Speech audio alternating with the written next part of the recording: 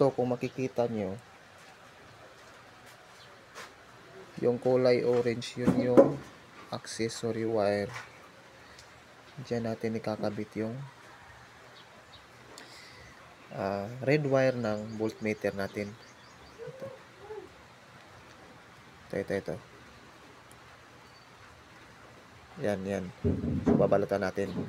So, na-tape na natin yung red wire ng voltmeter sa accessory wire.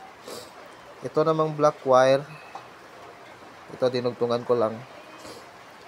Pwede nyo pala siyang ikabit sa body ground or kundi negative. Ayan, nakabit na natin siya dito sa body ground yung black wire ng voltmeter. Tsaka palala ko lang yung red wire dito natin kinabit sa accessory wire. Yeah, testing na natin. So, testing na natin, guys. Ayun, gumana siya. Panta rin natin.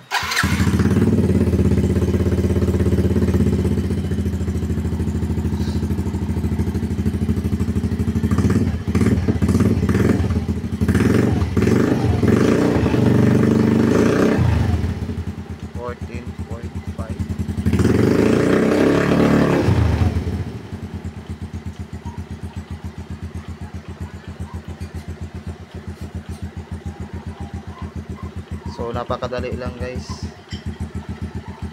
Sana nasundan nyo yung video para mas madali nyo na lang ikabit. Thanks for watching.